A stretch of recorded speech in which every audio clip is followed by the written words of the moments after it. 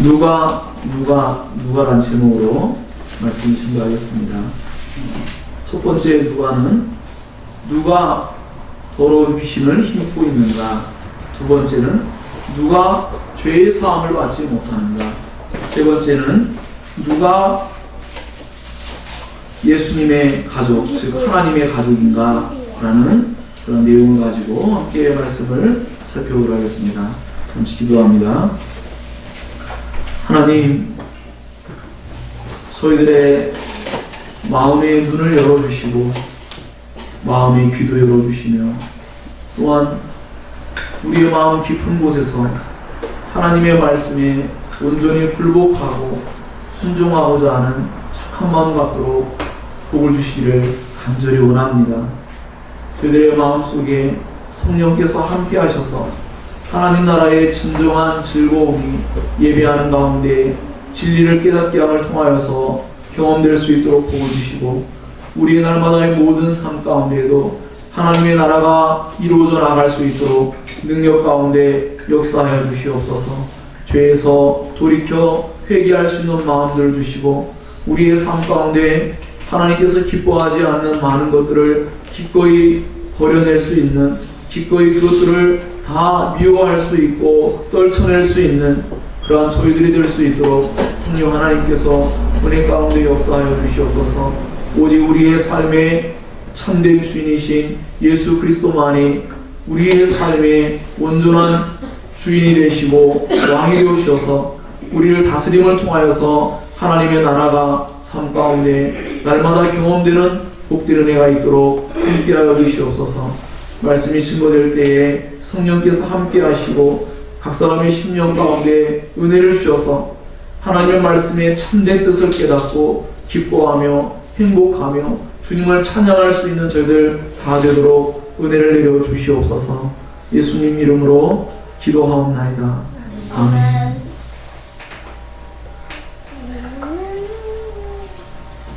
오늘 성경 말씀은 처음에 가족들이 등장하고 그 다음에 예루살렘에서 서기관들이 와서 또 예수님에 대해서 고소하는 사건이 있고 그 뒤에 또 가족들이 등장합니다. 그래서 마치 이것이 샌드위치와 같이 그렇게 구조를 가지고 있어요. 그런데 이러한 구조 속에서 함께 이것을 살펴봐야 될 내용들이 있습니다. 그것은 무엇이냐면 아까 말씀드린 바와 같이 정말로 누가 정말로 예수님의 가족이냐는 거죠. 누가 정말로 예수의 뒤를 따를 수 있느냐는 것이죠. 또 누가 정말로 예수님의 말씀을 회방하고 있냐는 거예요. 오늘 말씀해 보니까 예수님의 말씀을 사실은 다 회방하고 있는 것 같아요. 예수님의 가족이에요. 예수님을 잘 알고 있어요. 그렇지만 예수님을 참되게 하지 못하는 것 같아요. 성경을 잘 알고 있는 서기관들도 예수님이 메시아, 구원자인데 그것을 잘 알지 못하고 있어요. 우리들도 오늘 예배하는 가운데 우리가 마치 안다고 생각했던 많은 것들이 예수님의 진정한 성경에서 그려주고 나타내주고 있는 모습과 일치하는지 잘 살펴봐야 합니다. 그렇지 않다면 우리들은 그것들이 바로 성령을 회방하는 또는 하나님의 뜻대로 행하는데 방해가 되는 많은 것들이기 때문에 이것들을 기꺼이 다 우리는 포기할 수 있고 또 그것들을 거부할 수 있는 그러한 우리의 은혜가 있어야 할 것입니다. 그래서 오늘 말씀 처음에 시작하는 부분은 처음에 가족들이, 친족들이 예수님께로 왔죠. 그래서 예수님을 미쳤다고 생각했어요. 정말 미친 건 누구인가 가만히 성경 말씀을 따져보잖아요. 그러면 사람들이 미쳤어요. 정말로 귀신 들린 사람은 누구냐 했더니 예수님이 아니라 오히려 악한 마귀에게 휘둘리고 있는 많은 사람들이었어요. 자, 이런 모습을 생각할 때 우리 역시도 우리가 뭔가 올바르다고 생각하면서 행동하는 것들도 하나님 말씀의 지배를 받고 하나님 말씀을 통하여서 우리가 검증하지 않으면 우리 역시도 행여나 잘못된 그러한 방향으로 우리가 신앙을 하거나 또는 예수님을 그렇게 이해할 수도 있다라고 그렇게 생각이 됩니다. 그래서 오늘 말씀을 통하여 우리 각자가 가지고 있는 신앙관들이 과연 우리 각자가 가지고 있는 예수님에 대한 생각이 과연 어떠해야 되는지 이러한 것들을 한번 같이 생각해 보고자 합니다. 예수님은 가버나움 가셨을 때에 베드로와 안드레의 집에서 주로 기거하시면서 사역을 했습니다. 그래서 오늘도 집에 들어갔다라는 것은 바로 베드로와 안드레의 집에 들어갔다라고 하는 것을 우리가 알 수 있습니다. 무리가 다시 모였어요. 근데 너무나 많이 모여가지고 예수님께서 식사할 겨를조차 없어요. 당시의 사람들이 얼마나 예수님께 열광했는지를 알 수 있는 대목이기도 하죠. 그러니까 당시의 유대의 종교 지도자들은 예수님을 정말로 미워할 수밖에 없어요. 너무나 큰 인기를 지금 끌고 있고 또 많은 사람들이 너무나 큰 지지를 하고 있으니까 이것은 그들이 보았을 때 정말로 제고해 보아야 되고 저지해야만 되는 그런 문제가 있다라고 충분히 생각할 수 있습니다. 그들은 물론 구약적 배경 속에는 예수님이 정말로 메시아, 구원자이가를 확인해야 될 책임성도 있습니다. 하지만 그들은 분명히 예수님께서 메시아, 구원자로서 분명하게 그 표시가 다 드러났어요. 그럼에도 불구하고 그들은 예수님을 인정하지 않기 때문에 문제가 발생한다라고 할 수 있습니다. 사실 이러한 내용들은 어떻게 보면 범위를 크게 갖자 보면 이 세상의 온 천지에 로마서 1장의 말씀처럼 하나님으로 충만한데 사람들이 하나님을 거부하려고 하는 태도와 너무나 유사합니다. 어떻게 이 세상을 하나님 없이 설명할 수 있습니까? 불가능합니다. 그런데 사람들은 애써 하나님을 믿지 않으려고 진화론이 허구이고 과학적인 하나의 그 수론에 불과한 것이라는 것을 알면서도 절대로 창조론을 따르지는 않습니다. 그와 같이 사람들의 마음이 악하여서 하나님께서 우리에게 분명하게 나타내 보신 것조차 사람들은 인정하지 않으려는 그런 태도를 갖고 있기도 합니다. 물론 때로는 우리가 소소하게 살펴보면 우리 일상의 삶 속에도 내가 누군가를 라이벌로 생각해요. 또는 그다지 좋아하지 않아요. 그럼 그 사람이 행동한 것이 옳다거나 그 사람이 정말 더 나은 일을 했다 할지라도 그것에 박수 쳐주고 인정해주기 싫은 우리의 한쪽의 마음이 분명히 있을 수 있습니다. 그와 같은 것들이 더욱더 큰 죄로서 번져가는 것이 오늘 서기관들이 했던 모습과 유사하기 때문에 서기관들만이 그런 게 아니라 오늘날 우리들도 우리 내면 안에 그런 죄성이 여전히 도사리고 있다는 것을 잘 알 수가 있어요. 그렇기 때문에 우리는 우리의 마음속으로부터 정말 이러한 악한 죄악들에 대해서 성령으로 말미암아 하나하나 다 다스림받고 다 물리쳐야 된다고 생각합니다. 저도 이런 부분이 많지 않다고 생각했는데 저도 친한 친구 목사님이 큰 교회로 부임받고 했을 때 제 마음속에 그런 게 있다는 걸 느꼈어요. 정말 축하해 주는데 제 마음 깊은 곳에서 진정한 마음으로 막 크게 기뻐하면서 못하는 제 자신을 볼 때 너무나 부끄러웠어요. 겉으로 사람들은 모르지만 제 마음 깊은 곳에는 분명히 그러한 저의 한쪽 면들이 있었어요. 그것을 생각할 때 아직 내가 하나님의 선하심을 따라 삶을 살아가는 그런 방식을 아직도 온전히 쫓아가지 못하는 그런 면이 있구나라는 생각을 해보게 됐습니다. 자, 그렇기 때문에 이제 말씀들을 살필 때 항상 우리 자신들에게 잘 적용하고 우리 자신들과 어떤 연관성을 맺고 있는지를 깊이 생각하며 이 말씀을 살펴야 합니다.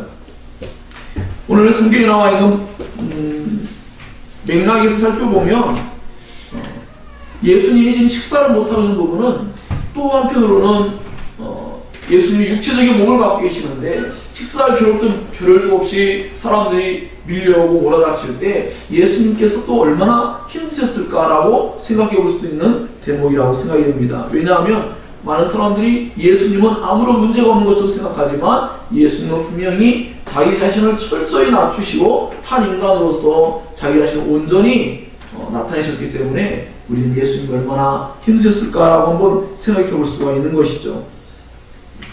그렇지만 그 속에는 긍정적인 측면도 있습니다. 예수님이 식사할 겨를도 없이 우리 죄인들을 자신의 피조물들을 섬겼다는 거예요. 우리는 흔히 하나님께서 졸지도 아니하시고 주무시지도 아니하신다고 하는 그런 말씀들을 우리가 읽으며 은혜를 받죠. 오늘 말씀도 충분히 맞습니다. 예수님은 이와 같이 얼마든지 그렇게 하지 않아도 될 뿐인데 이 땅에 오셔서 기꺼이 육신으로서 육신적인 몸을 가지고 예수님은 식사할 겨를조차 없을 만큼 사람들이 그를 찾을 때에 예수님은 그들에게 반응해 주어야만 되는 그런 입장에 놓이기도 했습니다. 예수님께 나온 무리들이 어떤 사람들입니까? 다 인격적으로 훌륭하고 얼마든지 충분히 예수님과 대화를 잘 이뤄갈 수 있는 사람들인가요? 그렇지가 않아요. 오랜 동안 진령을 알았기 때문에 다들 큰 고통 가운데 있는 사람들입니다. 사람들은 막 소리를 지르기도 합니다. 질병에 걸린 사람뿐입니까? 귀신 들린 사람도 있습니다. 가난에 찌드는 사람도 있고요. 세상에서 억울하다고 생각하여서 예수님께 나와서 호소하려는 사람들도 있을 겁니다. 예수님께 나와서 자기 형과 자기에게 아버지의 재산을 어떻게 하면 올바르게 분배받을 수 있습니까? 라고 그렇게 했던 형제들도 있습니다. 그래서 이와 같이 예수께 나와서 저마다 자기가 원하는 바가 해결되기를 원해서 예수께 다 나왔습니다. 그런 사람들을 상대하는 것은 쉽지만은 않습니다. 정말로 정상적이지 않은 수많은 정말 예기치 못한 일들이 수도 없이 벌어질 수 있는 그런 일들이 발생하고 정말 많은 에너지가 소비되어지는 그러한 사역들이라고 볼 수가 있습니다. 과연 우리 나창정 사람도 마찬가지지만 사역을 할 때 그런 사람들이 계속 온다고 생각해 보세요. 어떨 것 같아요? 정말 마음속으로 좀 다른 생각이 들 수 있어요. 예.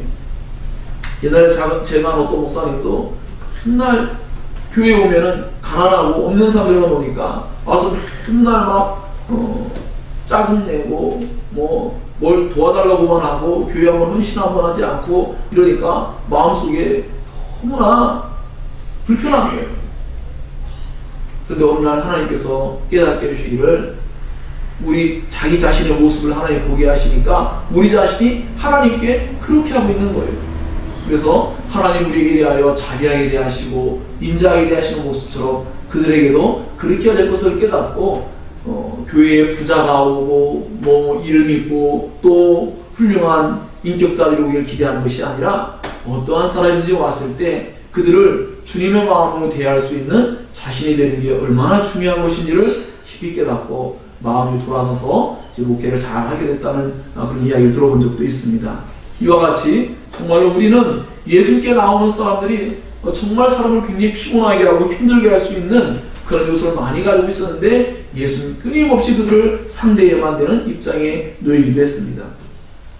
또 예수님은 정신적으로도 매우 어려운 입장에 놓이기도 했습니다. 오늘 말씀 보니까 그의 친족들이 와서 어떻게 했습니까? 그들이 나사렛에서 가버나움까지 쫓아왔어요. 이것을 만약 키로수로 환산한다면 약 48km예요. 50km 가까이를 걸어서 온 거죠. 예수님을 막 찾으러 다닌 거죠. 왜 그랬다고요? 미쳤다고. 예수는 미쳤다고 생각했어요. 어떻게 예수가 메시아가 될 수 있느냐? 어떻게 예수가 하나님의 아들이 될 수 있느냐? 그들은 너무나 확연하게 예수님이 누구인지를 잘 알았어요. 근데 너무나 아이러니하게도 그 사람들은 자신들의 가문의 명예를 더럽힐까봐 또는 예수의 신변을 보호하려는 마음이 있겠죠. 왜냐하면 거짓 선지자로 드러나면 이제 그는 죽어야만 돼요. 그래서 여러 가지 의미를 가지고 있지만 사실 예수님은 요셉의 참 아들은 아니거든요. 하나님의 아들이죠. 그가 태어났을 때 사람들은 뒤에서 수문수문대고 손가락질도 했던 사람일 수도 있습니다. 여하튼 그들은 예수께 와서 이제 예수님을 붙들으려고 해요. 그것은 굉장히 강압적인 태도로 이것을 행동하려고 했다는 것을 우리 성경에서 알 수 있습니다. 헬라어에서 이걸 붙들다라는 말은 크라테오라는 말인데 이것은 매우 강압적으로 강제적으로 이렇게 사람을 붙잡아내는 그러한 용어입니다. 그러니까 예수님께 대하여 어떤 마음으로 왔을까요? 매우 불편한 마음으로 예수님에게 굉장히 좋지 않은 감정을 가지고 나왔다라는 것을 알 수가 있는 것입니다. 물론 이것은 단순히 감정만의 문제가 아니라 예수님이 미쳤기 때문에 쉽게 말하면 최근에도 영화가 하나 나왔죠. 나를 보러 와요가 어떤 영화가 하나 있어요. 정신병자인 것을 취급을 하는 거예요. 예수님을 꽁꽁 묶어서 강압적으로 꽉 붙들지 않으면 계속 미쳐서 돌아다니니까 그를 붙잡으면 매놔야겠다 라는 생각을 가진 것 같습니다. 자, 이와 같이 그들이 무언가 예수님을 위한 것 같지만 그들은 예수님을 진정으로 이해하지 못하고 그들은 하나님 앞에서의 신앙관으로서 올바르게 분별하지 못하고 행동하는 것들이 있어요. 왜? 예수님이 하신 일들이 다 드러나고 있어요. 지금 누구나 알 수 있을 만큼 다 드러나고 있어요. 단순히 그 기적들이 예수님이 잘 먹고 잘 살았던 기적들이 아닙니다. 예수를 사람들 앞에서 인기를 끌으려고 만들어낸 쇼를 부리는 것들이 아닙니다. 하나님의 나라가 현재 가운데 이루어지는, 귀신이 사람에게서 쫓겨나감으로 말미암아 하나님의 나라가 그에게 이루어지는, 질병이 치유됨으로 말미암아 죄의 사함을 선포함으로 인하여 사람들에게 놀라운 하나님께서만이 하실 수 있는 그 능력의 일들이 나타내고 있음에도 불구하고 사람들은 그것을 어떻게 받아들여야 할지, 그 예수라는 분에 대해서 자신들이 생각하고 어떤 이미지, 어떤 모습이 있기 때문에 그 나타나고 있는 어떠한 일들에 대해서 올바르게 분별하지 못하는 그런 일이 발생하기도 합니다. 그래서 때로 우리도 어떠한 사람이 갑자기 예수님을 믿고 변화되면 과거의 옛날의 모습이 막 떠오르니까 그 사람이 무슨 말을 해도 잘 이렇게 믿기지 않는 그런 경우도 있었을 거예요. 저 자신도 그랬습니다. 예수 처음 믿고 나서 저희 친구들이 다 저를 너무 이상하게 본 적도 있습니다. 그와 같이 그래서 그러한 일들을 놓고 봤을 때 예수님이 하신 일들을 충분히 이해하기 어려울 수는 있지만 그 나타나는 결과, 열매를 모아서, 예수님 늘 말씀했죠? 열매를 모아서 그 나무를 알리라 그랬잖아요. 그죠? 그 열매가 어떤 것이었어요? 전 예수님 만나서 술을 끊었습니다. 담배를 끊었습니다. 친구들하고 못되지 않은 것만 끊었습니다. 갑자기 막 선한 행실을 합니다. 말투가 바뀌었습니다. 이런 모든 것들이 그 사람에게 나타난 이 무엇인지를 나타내 보여주고 있는 것이죠. 그와 같이 지금 예수님께로 말미암아 나타나는 모든 일들은 다 하나님께 영광이 될 수밖에 없는 그런 일들입니다. 그것은 정말로 메시아가 아니고서는 할 수 없는 일들이 일어나고 있음에도 불구하고 사람들은 이것을 인정하려 들지 않아요. 왜? 내가 알고 있는 예수는 아니라는 거죠.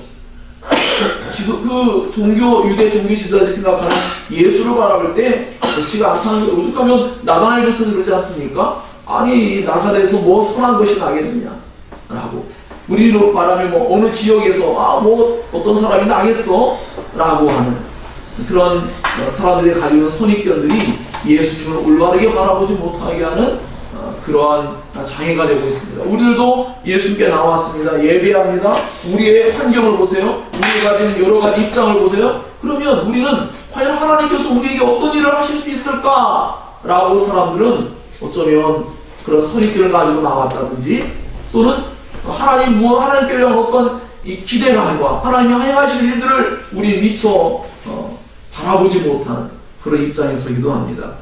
그렇지만 오늘 우리는 이러한 말씀들을 통하여서 하나님께서 행하신 일이 얼마나 위대하고 놀라운 일인지, 또 그 가운데서 우리 인간들이 얼마나 하나님께 올바르게 반응하지 못하는 그 죄악된 성품을 가지고 있는지를 또한 잘 알고, 더 나아가서 우리가 성령을 따라, 오직 성령을 따르는 사람들만이 예수님의 진정한 제자가 되고 예수님을 닮아가며 하나님 나라의 가족이 된다. 하나님이 기뻐하신 그 삶을 살아낼 수 있다는 것을 우리는 정의낼 수 있다라고 생각이 됩니다. 첫 번째는 누가 더러운 미션을 입고 있는가라는 내용이에요. 예루살렘으로부터 서기관들이 왔습니다. 그들은 예수님이 행하신 초자연적인 일들을 거부할 수가 없어요. 왜요? 나타났어요. 아니라고 말할 수가 없습니다. 그러니까 이제 그들이 하나의 그 계략을 삼은 게 무엇이냐면 예수님이 하신 그 일이 바로 귀신과 연관되어 있다라는 거예요. 사단과 연관되어 있다라는 거예요. 왜냐하면 예수님이 귀신 들린 사람들을 많이 치료하게 되니까 사람들은 그것을 가지고 귀신과 연관된 무엇일 거야 라고 하면서 예수님이 정통적인, 쉽게 말해서 하나님으로 말미암아 참된 선지자 메시아의 그 계보에서 온 것이 아니라고 사람들로 알고 오해하게끔 예수님을 왜곡되게 바라보도록 그렇게 그들이 수를 쓴 것입니다. 그래서 그들은 구약적인 배경을 가지고 따지자면 이들이 말할 때 바알세불이라는 것은 바알이라는 우상과 또 왕을 뜻하는 세법을 조합해가지고 귀신의 왕이다, 귀신의 왕 바알세불을 힘입어서 이 사탄의 능력을 힘입어서 예수님이 기적을 일으키고 있는 것이다, 귀신들을 쫓아내고 있는 것이다 라고 말하는 거예요. 참 어처구니가 없는 그런 내용이죠. 하지만 언뜻 그 백성들이 들을 때는요, 무지한 백성들이 들을 때는 정말 그런가? 라고 한번 생각해 볼 만한 그런 내용이기도 했습니다. 참 이 이야기 들을 때 예수님 마음이 어떠시겠어요? 하나님이신데 예수님이 그 귀신의 왕 바알세불을 힘입어서 그를 통하여서 뭔가 능력을 행사하고 있다는 거, 예수님이 사탄의 졸개와 같다는 거예요. 예를 들면 사탄의 능력을 빌려서 어떤 일을 행하고 있다라는 것을 말하는 것이죠. 예수님이 얼마나 가슴이 터질 듯이 마음이 아프겠습니까? 이 말은 예수님을 정말로 멸시하는 말이었어요. 그들은 예수님께 최악의 죄를 범하고 있는 것을 모르고 있어요. 예수님을 최고로 멸시하는 죄에 빠지고 있다는 것도 모르고 있어요. 정말 그렇습니다. 그래서 나중에 예수님이 십자가에 못 박히는 사건 속에도 의로우신 예수님을 죄인들이 못 박으면서 그들은 너무나 놀랍게도 안식일에 선을 행하고 생명을 살리는 일이 아니라 예수를 죽이려고 하는 모임을 한 것처럼 이렇게 그들이 신성을 모독하는 것을 가장 악한 죄로 여기는 그들이 예수님이 하나님이심을 알지 못하고 그 예수님을 신성 모독하고 있는 거죠. 한번 생각해 보세요. 우리들도 이런 표현을 하면 여러분 아마 어떻게 될지 모르겠습니다. 예수님을 안 믿는 사람들이 예수님을 멸시할까요? 예수님을 믿는 사람들이 예수님을 멸시할까요? 멸시라는 표현이 좀 과한가요? 예수님을 좀 뭐랄까 이렇게 무시할까요? 어떨 것 같아요? 예수님을 안 믿는 사람들은요, 평상시에 예수님을 안중에 두지도 않기 때문에 어떤 면에서는 별로 무시하지 않아요. 예수를 믿는 사람들이 예수를 무시합니다. 어떻게 해요? 예수님의 말씀, 예수님 날마다 함께 하세요. 그런데 예수님께서 우리들과 함께 하시고 말씀으로 우리를 통치하려고 하는데 무시합니다. 우리의 소견에 오른 대로, 우리가 원하는 대로 그렇게 살아가려고 할 때가 얼마나 많은지 몰라요. 예수를 안 믿는 사람들은 예수를 의식하지 않고 있기 때문에 그들은 예수님을 모르기 때문에 무시할 아무런 근거조차 가지고 있지도 않습니다. 그냥 한마디로 해서 없다라고만 무시했지 실제 예수님 말씀을 막 무시한 건 아니에요. 그러나 우리는 어떻습니까? 쉽게 말하면 이런 거예요. 글쎄요, 우리 소망이가 말 제일 잘 듣지만 굳이 표현하면 상처나 받게 하기 위해서 엄마 사랑해요 하고 엄마 말씀 안 들어요. 뭐죠? 이거 뭐로 설명해야 되죠? 우리 하나님 사랑해요. 하나님 말씀 안 들어요. 어떻게 설명해야 되죠? 하나님을 정말로 존중하고 있나요? 무시했다고 해도 과언이 아닌 그런 모습이 나타나기도 합니다. 제가 왜 이러한 예를 들냐면 우리들이 뭔가 자기 자신을 잘 못 보고 있다는 거예요. 자기 자신을 올바르게 보지 못하기 때문에 이러한 예를 통하여서 우리 자신들은 정말 하나님께 어떠한 마음 자세로 살고 있는지를 잘 살펴보아야 합니다. 자, 그렇기 때문에 예수님을 무시하고 멸시하는 이 서기관들 또는 예수를 누구보다도 잘 알고 있다고 하는 가족들 다 뭐예요? 어떤 하나의 알고 있다는 의미를 가지고 있어요. 그런데 그들은 정말로 바르게 알지 못하고 오히려 다른 사람들보다 과도하게 더 예수님을 무시하고 예수님께 잘못하고 있어요. 그래서 저는 이런 말씀을 들을 때 마음이 아픕니다. 왠지 아세요? 저와 같은 목회자가 예수님을 더 많이 무시하거든요. 왜냐하면 더 많은 지식을 가지고 있고 더 많이 하나님을 알고 있음에도 불구하고 더 많이 변화되지 않는 모습을 나타낼 때 참 괴로울 때가 참 많습니다. 그래서 이런 것들도 사실은 여러분 곰곰이 잘 생각하면 어느 날 하나님이 깊은 은혜를 주십니다. 우리 자신들이 얼마나 사실은 뻔뻔하고 정말 철없이 살고 있는지 우리 잘 모를 때가 많습니다. 하나님이 인격적인 존재이신데 하나님 어떤 관념적인 존재인 것처럼 하나님 영어로 그냥 존재한다고 하니까 라고 하면 안 됩니다. 하나님은 우리와 같이 성경에 보면 가슴 아파하시고 속상해하기도 하시고 그렇습니다. 우리가 조금만 사람과의 관계 속에서 무언가 무시당하고 그러면 얼마나 기분 나쁩니까?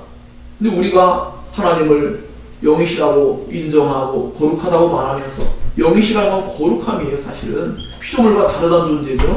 그런데 우리는 안 보인다고 하나님을 무시하는 그런 우리의 모습이 매우 하나님 앞에서 잘못된 모습이다라는 것을 한번 생각해 보면서 우리 자신의 신앙관들이 과연 어떠해야 되는지, 이 예수님 당시에 이러한 사람들의 모습이 그들이 특별히 무조건 잘못된 악마를 행하려고 했던 사람들이었는지 그렇지는 않다고 생각합니다.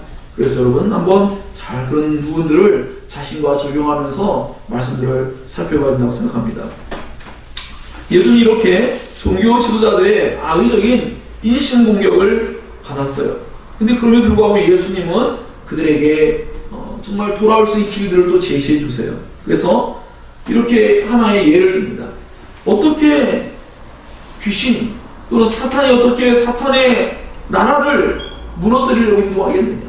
사단을 내쫓을 수 없고 가정에서 서로 다투고 싸우면 그 가정이 설 수 없음과 같이 나라도 마찬가지고 스스로 분쟁하면 나라나 집이나 다 설 수가 없는 것처럼 사탄이 자기를 거슬러서 일어나 분쟁하면 설 수 없고 망하는데, 너희들이 나에게 말한 그 논리는 얼마나 어처구니 없는 잘못된 논리인지 한번 생각해 보아라 라고 하면서 예수님이 그들에게 아주 적절하고 명쾌한 비유로서 그들에게 말씀해 주셨습니다. 그들의 말대로라면 예수님은 귀신의 왕 사단의 능력을 힘입어서 귀신을 내어쫓는다. 결국 뭡니까? 그런 설사 그들의 말이 맞다 할지라도 예수님 지금 엉터리 같은 일들을 하고 있는 거죠.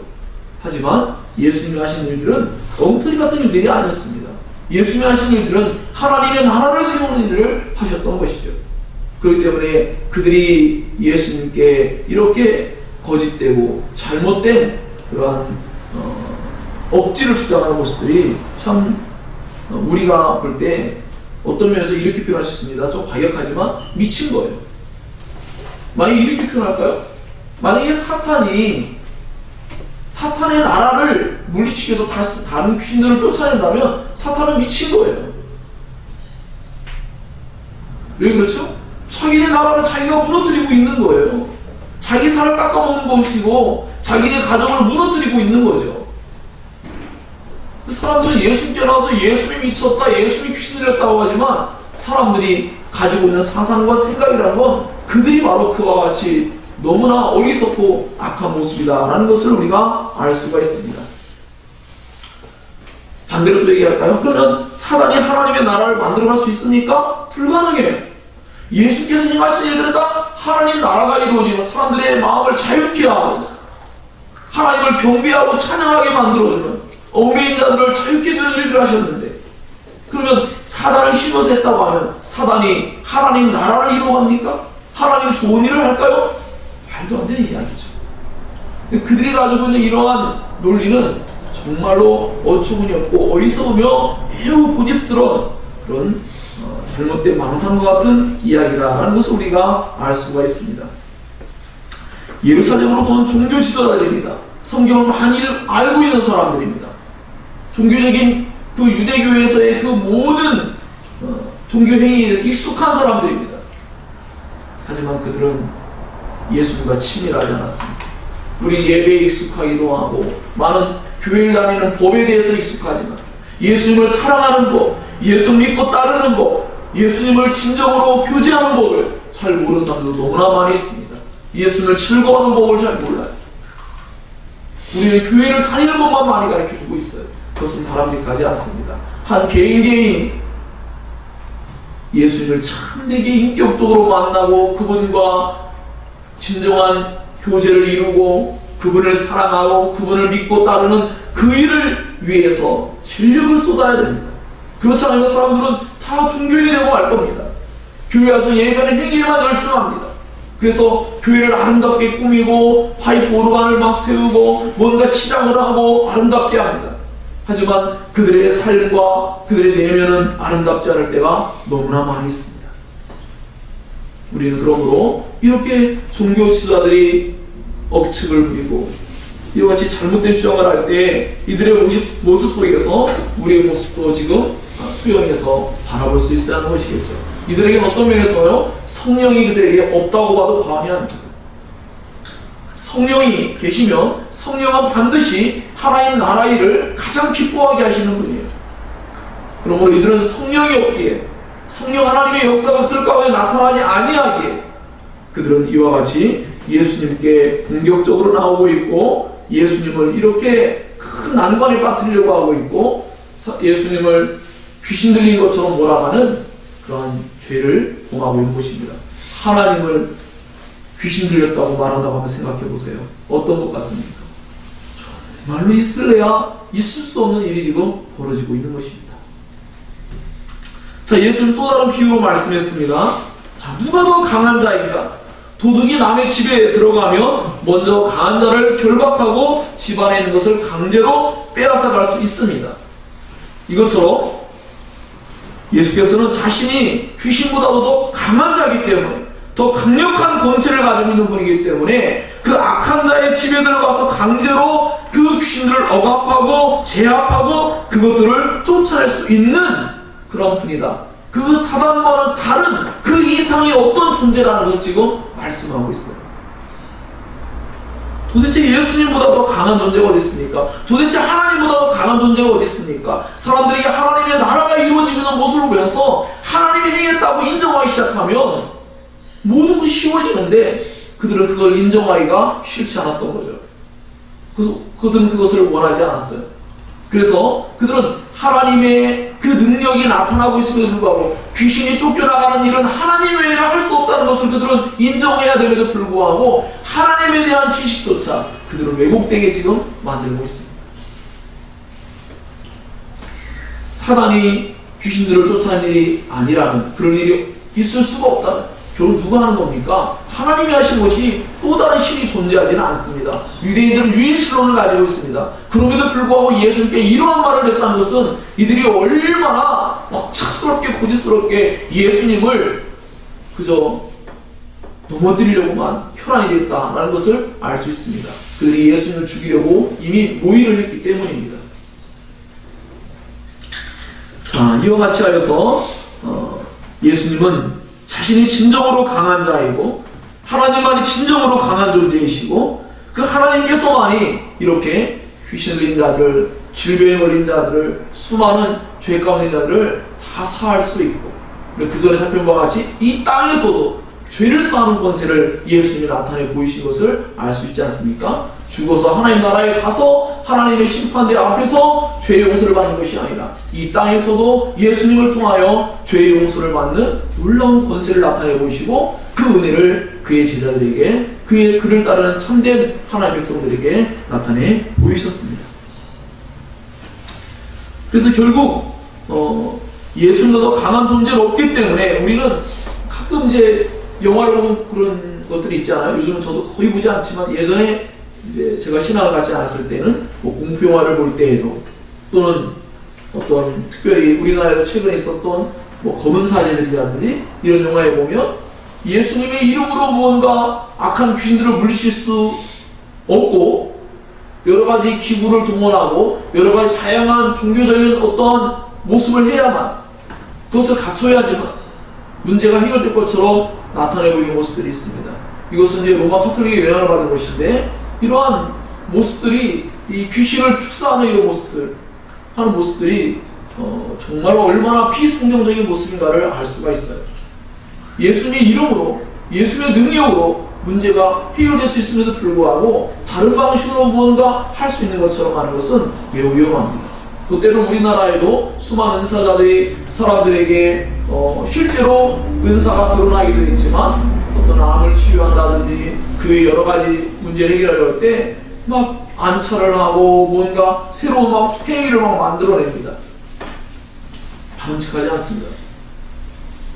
정말 하나님이 때로는 예수께서도 사람들을 고칠 때 다양한 방법을 고치셨기 때문에 그런 것이 일부 통용될 수 있지만 그것이 비인격적이거나 그것이 예수의 이름으로 할 수 없어서 그 행위에 의존한다면 그것은 다 비성경적인 내용들입니다. 우리 예수의 이름으로 모든 것에부터 자유로울 수가 있고 우리는 하나님의 나라를 경험할 수가 있고 그 나라의 은혜를 얻을 수가 있기 때문입니다. 자, 이와 같이 우리 이러한 모습들이 또한 출애굽 속에 나타나는 걸 알 수가 있겠죠. 예수님 하나님께서 이스라엘 백성들을 출애굽시킬 때 어떻게 했습니까? 이방에 있는 애굽 땅에 있는 모든 거짓된 신들을 다 제압하고 그들을 다 힘을 못 쓰게 만들고 하나님의 자신이 진정한 신이라는 것을, 왕이라는 것을 철저하게 나타내는 모습을 우리가 볼 수 있습니다. 자, 두 번째를 볼까요? 누가 죄의 사함을 받지 못하는가? 죄의 사함을 받지 못하는 이유가 무엇인가를 한번 생각해 볼 필요가 있습니다. 성경에는 죄의 사함을 받지 못할 수 있다라고 우리에게 말해주고 있기 때문에 이것 때문에 많은 성도들이 매우 큰 혼란을 겪기도 하고 어려움을 겪기도 합니다. 자, 그 내용을 좀 살펴보면 예수께서 이제 그들이 그럼에도 불구하고 완악한 마음을 갖고 있을 때 내가 진실로 너희에게 이른다 라고 하는 말씀을 사용하면서 엄중한 경고의 문구로 이제 시작합니다. 그들을 예수님이 이제 설득하려고 하지 않습니다. 예수님이 이제 그들이 하나님 말씀에 엄중한 경고를 듣고 회개하고 돌이키면 좋거니와 그렇지 않으면 심판을 받을 수밖에 없는 입장이라는 것을 엄중하게 나타내 보이십니다. 그래서 예수님은 이제 그들이 하나님의 역사가 분명히 확연하게 드러나고 나타났음에도 불구하고 그것을 부인하고 거부하게 되면 성령님을 통한 죄의 용서를 받을 수 없는 일이 나타난다 라고 말하고 있어요. 누구든지 예수께서 성령을 힘입어서 행한 일들과 말씀들을 온전히 인정할 때에는 성령께서 죄에서 돌이키는 은혜를 주시고 죄의 사함을 받게 하는 이 복음을 통하여서 하나님으로 말미암은 죄 용서의 은혜를 경험하게 하시지만 서기관들은 명백하게 하나님의 백성들에게 나타난 하나님의 능력의 역사들을 그들이 일부러 거부하고 거절하고 있다는 것이에요. 쉽게 말하면 눈을 뜨면 볼 수 있는 것을 눈을 일부러 감은 거죠. 애써. 그렇다면 그는 볼 수 없겠죠. 볼 수 없는 거죠. 자, 이와 같이 하여서 그들은 예수께서 하시는 모든 것들을 철저히 거부하고 거절하기로 작정하고 예수께서 하신 일이 선한 일임에도 불구하고 그것조차 나쁜 것으로 만들고 있는 그들의 마음은 쉽게 말하면 하나님의 역사를 철저히 거부하고 있는 거예요. 성령이 역사한다면 결코 그런 일을 할 수가 없죠. 성령이 역사하지 아니함으로 말미암아 그들은 철저히 이렇게 거부하고 거절하는 왜곡된 모습을 보이고 있습니다. 그들의 마음속에 이것을 전혀 모른다고요? 그렇지가 않아요. 그들 속에 분명히 하나님의 나라의 역사가 나타난다고 알 수 있음에도 불구하고 그들이 목적하는 바가 예수님을 죽이려고 하는 것이기 때문에 그들은 거부하고 있는 것입니다. 성경은 이렇게 말합니다. 기록된 바 하나님이 자기를 사랑하는 자들을 위하여 예비하신 모든 것은 눈으로 보지 못하고 귀로 듣지 못하고 사람의 마음으로 생각하지도 못하였다는과 같으니라. 오직 하나님이 성령으로 이 모든 것을 우리에게 보이셨으니 성령은 모든 것 곧 하나님의 깊은 것까지도 통달하시느니라. 고린도전서 2장 9절에 10절의 말씀입니다. 성령이 임하지 않으면 하나님 나라 일들에 대해서 보아도 보지 못하고 들어도 듣지 못하며 그들의 마음으로도 진정으로 생각하며 깨닫지 못하는 그러한 일이 발생합니다. 성령이 역사하며 나타나는 모든 일들에 대해서 올바르게 반응할 수가 있도록 하시는 것이죠. 왜냐하면 성령은 곧 하나님의 깊은 것을 다 꿰뚫어 아는 분이죠. 여러분 자신을 누가 가장 잘 알겠습니까? 여러분 자신이 가장 잘 알죠. 그 누구도 알 수 없지만 그것처럼 하나님의 오신 성령만이 하나님을 가장 잘 아시기 때문에 그 하나님의 오신 성령이 하나님이 하시는 일들을 자기가 사랑하는 자들에게 나타내 보이십니다. 깨닫게 하시고 알게 하시고 경험하게 하시고 느끼게 하시고 그런 것이죠. 그래서 영적인 어떤 뭐랄까요? 감성을 풍부하게 해주시고 또 미각 꼴기를 갖게 해주셔서 그걸 알게 하시는 그런 은혜들을 주십니다. 예수 그리스도를 대적하고 고소하는 자들은 육신에 속한 자일 수도 있다라고 생각이 됩니다. 즉 성령이 그들과 함께하지 않고 육신에 속한 자들이기 때문에 그들은 하나님의 성령의 일을 그들은 받지 못합니다. 그래서 고린도서 2장 14절에 보면 육에 속한 사람은 하나님의 성령의 일들을 받지 아니하나니 이는 그것들이 그에게는 어리석게 보이며 또 그는 그것들을 알 수도 없나니 그러한 일은 영적으로 분별되기 때문이라 라고 기록하고 있습니다. 육에 속한 사람은, 성령에 속하지 않은 사람들은 그 일들이 나타났을 때 무엇인지를 올바르게 분별하지 못하는 일이 나타나고 있다는 것이죠. 이러한 일들은 이미 사도 바울이 로마서에도 표현하고 있어요. 하나님의 영이신 성령이 임해야지만, 하나님의 인도함을 따르는 자들은 성령이 아니고서는, 하나님의 영으로 인도함받지 않고서는 불가능하죠. 육신에 속한 자들은 하나님을 기뻐할 수도 없고 기쁘시게 할 수도 없고 불복하지도 않아요. 그러나 하나님의 영이신 성령이 임하면 그 사람들은 하나님을 위해서 모든 것을 행하고자 합니다. 하나님이 자신의 온 삶의 목표예요. 물론 때로는 넘어집니다. 때로는 부족합니다. 아직 성화가 덜 되기도 했습니다. 하지만 그게 가지고 있는 절대로 꺼지지 아니하고 없어지지 아니할 유일한 그 진정한 삶의 참된 목적은 하나님을 영화롭게 하는 것입니다. 하나님을 즐겁게 드리는 것입니다. 그것을 위해서 그는 존재합니다. 그것을 위해서 살기를 가장 희망합니다. 그래서 이것이 바로 성령이 임한 사람들의 가장 기본적인 마음 안에서의 중생한 자로서의 변화됨, 하나님께로 돌이킨 자로서의 하나님께서 절대로 없어지지 않을 도장을 찍어놓은 것 같이 그 성령이 믿는 자의 심령 안에서 일하시는 아주 중대한 사역입니다. 그러나 어떠한 사람들이 하나님의 말씀을 듣고 이 복음이 가려졌다면 그들은 망하는 자들이 분명합니다. 적어도 현재적으로는 그렇다는 것이죠. 고린도후서 4장 3절에 4절에 보면 만일 우리의 복음이 가리었으면 망하는 자들에게 가리어진 것이라. 그 중에 이 세상의 신이 믿지 아니한 자들의 마음을 혼미하게 하여 그리스도의 영광의 복음의 광채가 비치지 못하게 하니 그리스도는 하나님의 형상이니라. 고린도후서 4장 3절에 4절에서 기록하고 있습니다. 그 사람들이 예수님을 안 믿는다는 것은요, 그 속에 단순히 그들이 가지고 있는 죄성 때문이 아니라 이 세상의 신이라 일컬어지고 있는 악한 마귀가 사람들의 마음을 혼미하게 한다는 거죠. 진리를 깨닫지 못하게, 정신을 못 차리게 사람들에게 악한 영향을 끼치고 있다는 것을 알 수가 있습니다. 자, 그렇기 때문에 우리는 예수님의 뒤를 따르는 참된 제자들은 누구인가라는 것을 이제 어렴풋이 답을 찾아가고 있습니다. 누구죠? 바로 성령이 임한 사람들. 하나님의 성령으로 말미암아 하나님의 나라를 진정으로 갈망하고 예수 그리스도를 진정으로 구주로 영접하기를 원하며 자신의 죄인됨을 온전히 인정하는 가운데 자신의 힘으로는 할 수 없기 때문에 오직 예수님이 진정한 구원자가 되셔서 단순히 십자가에서 죄의 문제가 아니라 우리 온 삶의 모든 곳곳마다 예수님의 통치가 일어나야지만 우리가 자유케 되어지고 구원을 받으며 문제가 해결된다는 것을 온전히 인식하는 사람들이죠. 예수님은 성령을 회방하는 자는 영원히 그 죄가 용서받지 못한다라고 말했습니다. 앞에서 살핀 것은 성령이 임하지 않았기 때문에 그들은 어떤 의미에서 거부하고 거절하면서 그들은 악한 죄를 짓고 있죠.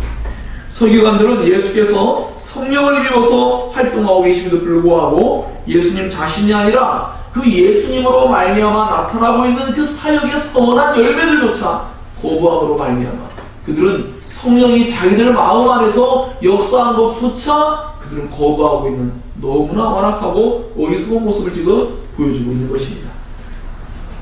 결국 그들은 예수님이 바로 눈앞에서 보여지는 하나님으로 존재하시는데 하나님의 형상이라고 조금아까 우리가 읽지 않았습니까? 골로새서는 예수님이 하나님의 본체라고까지 말합니다. 그런데 그 하나님 앞에서 신성을 모독하는 말을 하고 그들은 하나님의 역사를 회방하는 일들을 지금 하고 있는 것이죠. 물론 그들이 지금 당장 예수님을 하나님이라는 신적 존재로 인정하기에는 너무나 그 지식이 미약하고 충분히 그럴 수 있어요. 하지만 예수님이 적어도 구원자의 역할을 충실하고 하고 계시기 때문에 그것을 인정해야 되는데 그들이 그렇지 않고 있다는 데에 매우 심각한 문제가 있다는 것입니다. 후에 종교 지도자들이 예수님을 신성모독죄로 고소하지만 그들은 사실 예수님께 그러한 죄를 자신들이 짓고 있고 범하는 것조차 그들이 모르고 있습니다. 하나님께서 행하시는 선하신 일들은 사단이 행하는 악한 일과 절대로 동일하게 취급되어서는 안 되겠죠. 하지만 설교관들은 바로 그와 같이 동일한 것인 것 마냥 하나님의 영광을 훼손하는 그러한 일을 하였습니다. 예수님은 그러므로 그들을 통하여 너무나 큰 멸시와 모독을 당하는 그러한 일이 지금 그러한 일을 경험하고 계신 것이죠. 그들은 그렇게 높이기를 원했던 그 하나님을 철저히 땅에 곤두박질을 치도록 내팽개치는 그런 어리석은 죄를 범하고 있습니다. 그들은 예수님의 신성뿐 아니라 예수님의 메시아됨조차도 인정하기가 싫었던 것입니다. 비록 자신들의 이성과 뜻에 맞지 않는다 해도 선한 일들이 드러나고 있다면 그것을 통하여 예수님을 재평가해야만 됐어요. 근데 그러지가 못한 거예요. 우리도 만약에 저와 같은 경우는 장로교니까 장로교 안에서 있는 어떤 것 때문에 다른 곳에서 하나님으로 말미암는 선한 역사가 나타나는데 그것을 부정하면 또 안 될 것이에요. 우리는 언제나 개연성을 가지고 하나님께서 악인을 통해서도 일을 하실 수 있다는 것을 믿고 우리는 언제나 개연성을 가지고 오직 하나님만을 찬양하는 그 일을 해야 됩니다. 그 일이 나타난 것만큼은 하나님의 역사라고 인정하고 감사해야 하는 것이죠. 그리고 경고를 삼기도 해야 하는 것입니다. 자, 예수님께서 귀신 들렸다고 말하면서 복음을 거부하는 자들은 사심을 얻지 못합니다. 이들은 회개하지 못할 것이기 때문입니다. 회개하게 하시는 성령을 거부했기 때문입니다.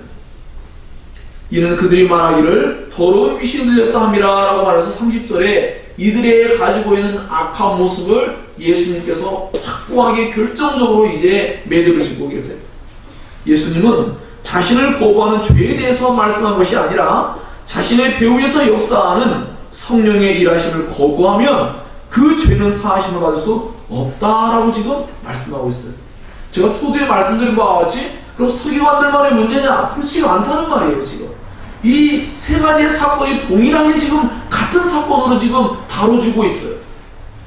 가족들이 와서 예수 미쳤다는 일이나 서기관들이 와서 예수를 귀신 들렸다 하는 일이나 가족들이 와서 예수를 막 강제로 잡아서 찾고자 하는 그런 일들, 모든 것들이 예수님이 하신 일들을, 그 하나님 나라의 사역들을 지금 방해하고 있는 거죠. 회방하고 있는 것이다 라고 볼 수 있습니다.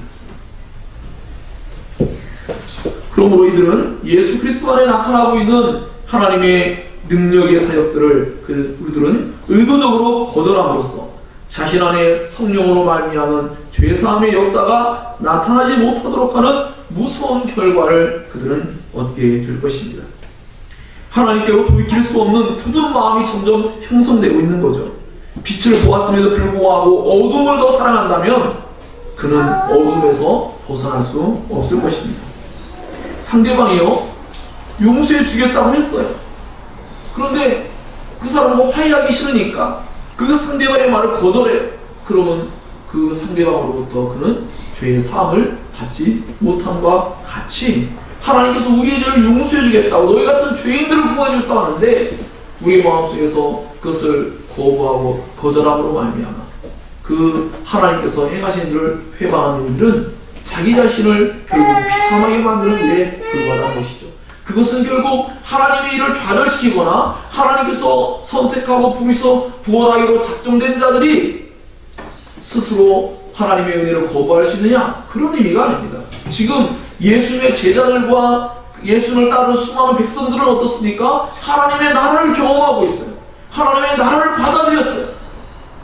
일부의 사람들이 그것을 거부하고 있을 때 자신들이 하는 것 같지만 그 안에는 그들이 성령을 받지 아니함으로 하나님의 은혜를 받지 못함으로 그들이 그러한 죄 가운데 있다는 것을 또한 알 수도 있는 것입니다.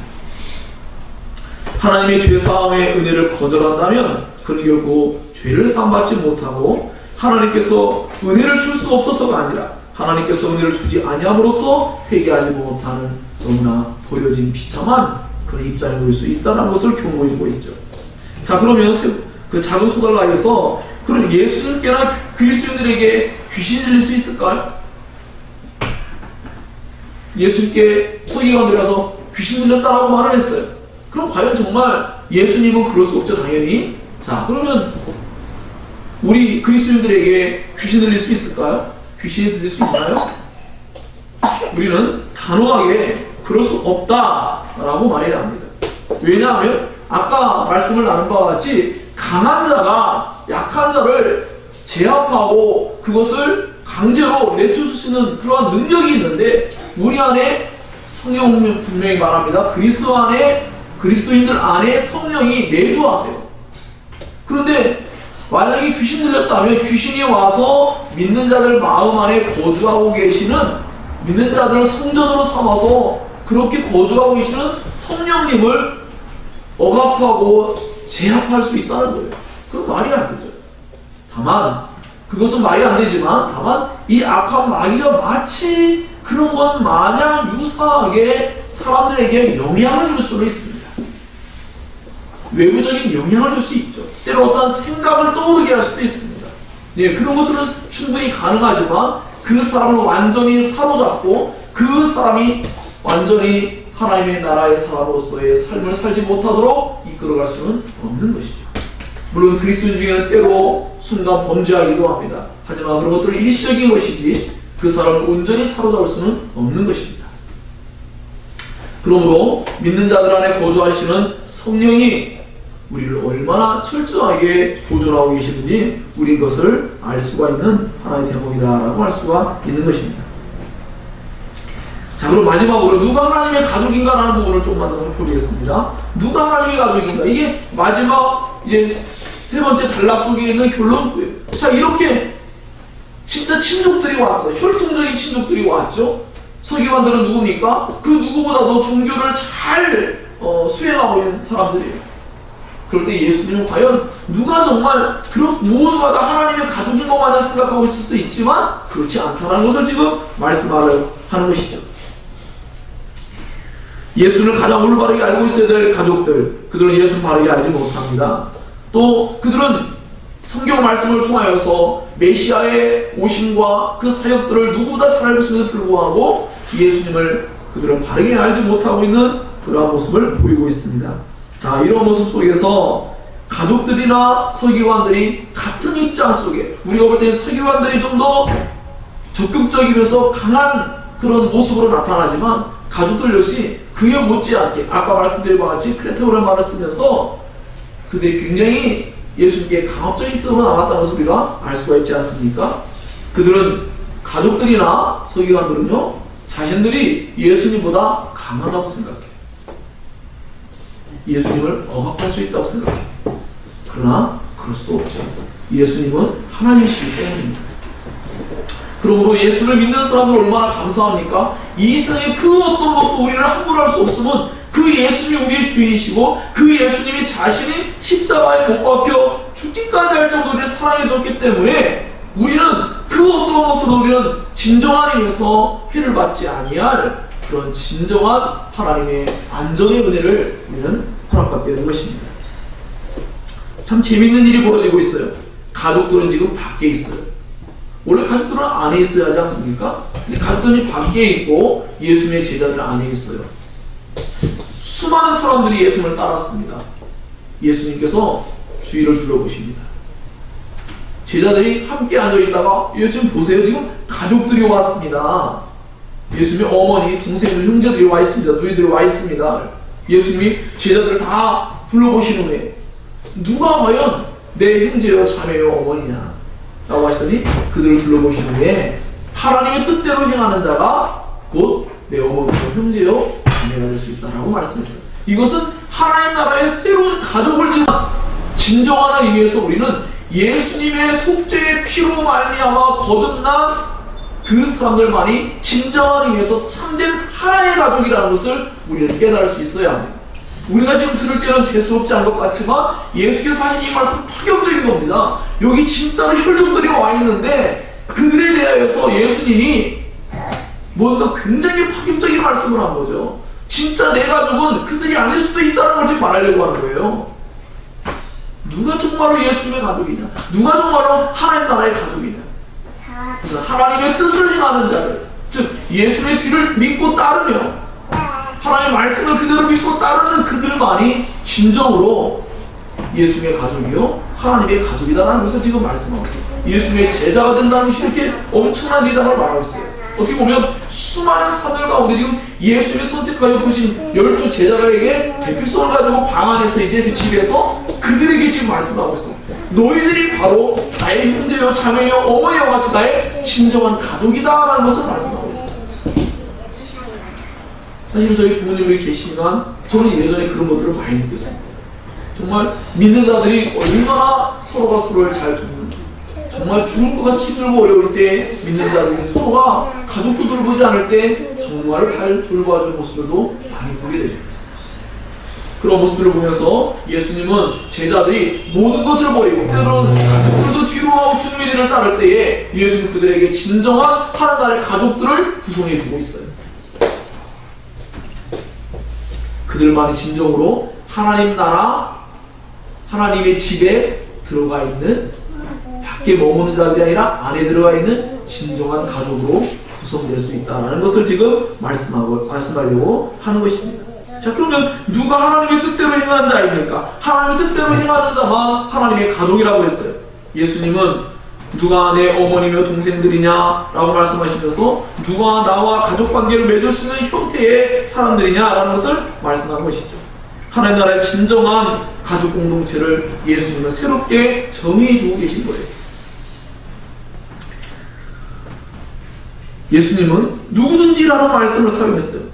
어디서 많이 듣던 문구 아닙니까? 어디서 들었죠? 누구든지 성령을 방하면 그 죄를 용서받지 못한다고 그랬죠? 여기 또 누구든지라는 말을 또 사용하고 계세요. 자, 그렇다면 무슨 말입니까? 긍정적인 측면이든지 부정적인 측면이든지 누구든지 그 사람이 어떠한 사람이든지가 모든 사람이 구원받는 게 아니라 그 사람이 어떠한 혈통을 가지고 있든지 어떠한 국적을 가지고 있든지 어떠한 형편에 처하든지 누구든지 성령을 회방하지 아니하고 하나님의 복음을 받아들이며 누구나 하나님 나라의 가족이 될 수 있지만 그러나 누구든지 아무리 종교적으로 뛰어난 모습을 가지고 있습니다. 혈통적으로 뛰어납니다. 하지만 예수님의 친가족이라 할지라도 그들이 성령을 회방하는 자와 같이 예수님께 대하여 미쳤다 하며 하나님의 사역을 방해하고 회방하고 있다면 그들 속에 성령이 역사하지 않고 있다면 그들은 하나님 나라의 가족이 될 수 없다라는 것을 말씀하고 있어요. 그래서 제가 우리 믿음 성원 사랑의 교회를 말했죠. 목사님 아들 딸로 태어났다고 자동으로 구원받는 것 아니에요. 물론 우리는 언약을 믿지만 분명히 하나님 앞에 인격적으로 나아가야 돼요. 그리고 각 사람들이 진정으로 예수 그리스도를 참되게 구원의 주님으로 분명히 영접해야 된다는 것을 강조했습니다. 그와 같이 진정한 가족은 하나님을 진정으로 함께 기뻐하고 즐거워하고 예배하고 찬양하며 그분의 뜻대로 살고자 하는 거룩한 열망이 일치해야 되는 것이죠. 같이 함께 예수 그리스도를 따르는 그 삶을 함께 잘 추구해 나가는 그 가정이 진정으로 하나님 나라의 가정이 될 수 있습니다. 그래서 제가 그런 말씀 드렸잖아요. 천국에 갔는데 목회자의 자녀로 태어났는데 하나님 나라에서 만약에 우리 소망이를 못 만나면 믿음이를 못 만나면 무슨 일일까요? 이 세상에서 가정으로는 함께 만났는데 그렇게 수많은 날들을 예배에 참여하고 은혜를 받을 수 있도록 기회를 주었는데 그렇지 않다면 얼마나 가슴 아픈 일이겠습니까? 우리 모두 많은 사람들은요 그냥 자동으로 같이 함께 구원받을 줄 알고 있지만 그것은 그렇지 않습니다. 성경은 절대 그렇게 말하지 않습니다. 그러므로 예수님이 지금 누구든지 이 누구든지의 긍정적인 측면과 부정적인 측면 때문에 매우 우리는 경각심을 가지고 매우 조심해서 말씀을 살펴야 합니다. 누구든지 하나님의 뜻대로 행한다면 누구든지 예수님을 진정으로 사랑하고 예수님의 죄사함의 복음을 진정으로 믿고 자신의 죄인들을 인정하고 주님을 따르려고 한다면 그는 하나님 나라의 가족으로 구성될 수 있다는 것을 지금 말씀하고 있습니다. 사랑하는 여러분, 그러므로 이제 결론을 맺겠습니다. 자, 누가 예수님의 뒤를 따를 수가 있습니까?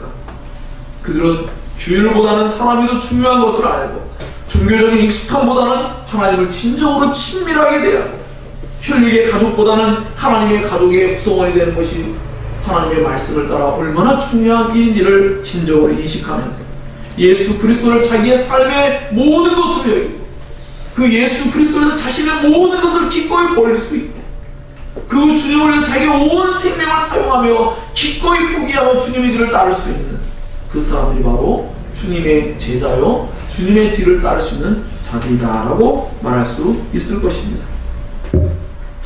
사랑하는 여러분, 그러므로 우리는 오늘 이 말씀을 통하여서 누군지 자기의 죄인됨을 인정하고 예수님을 통해 구원 얻기를 소망한다면 그는 죄사함의 은혜를 얻고 하나님의 가족이 될 것입니다. 저는 오늘 이 말씀을 통하여서 우리 함께 예배한 성도님들 다 정말로 천국에서 다 함께 만나기를 소망하고요. 정말로 예수님께서 이 자리에 계시다면 오늘 이 본문의 말씀을 또 하실 거예요. 함께 모두가 다 진정으로 누구든지 천국의 가족이 될 수 있다. 너희들이 누구든지 성령을 해방하지 아니하고 너희들이 자신의 죄인됨을 온전히 인정하고 예수님만이 유일한 구원자라고 진정으로 믿고 그것을 따르기를 원한다면 하나님 다 은혜를 주시겠다고 말씀하고 있습니다. 사랑하는 여러분, 그렇기 때문에 우리 모두가 다 이러한 예수님께로 향하여 나아가는 이 일에 온 마음을 다하여 따라 나서야 합니다. 우리 이성에 맞지 않아도 때로는 주변 사람들이 어떠한 이야기들이 있을 수도 있지만 우리 예수님만을 바라보며 따라가야 합니다. 그 예수님만을 유일한 구원자로 믿고 온전히 믿고 따라가야 합니다. 그러할 때 우리는 길을 잃지 않고 그 주님이 기뻐하시는 아름다운 신앙을 하게 될 줄로 믿습니다. 저는 그러한 마음으로서 오늘 이 말씀을 대했습니다. 우리 모두가 다, 저는 적어도 큰 교회 목회자 담임 목사는 아니지만 우리 함께 예배하는 성도들 모두가 다 함께 반드시 천국에서 만날 수 있기를 원하여 그 일을 위해서 진력하는 사역을 해야 된다는 것을 다시금 결심하게 되었습니다. 우리 성도들 모두 예수님의 길을 따르는 일이 쉽지 않은 부분이 많이 있지만 그 일이 절대적으로 중요하다는 것을 꼭 기억하고 하나님의 말씀을 마음에 새기며 함께 그렇게 가야겠습니다. 분쟁하면 설 수 없습니다. 함께 성령 안에서 하나가 되어서 주님의 길을 따라야 되는 우리의 사명이 있음을 기억하기 바랍니다. 기도하겠습니다.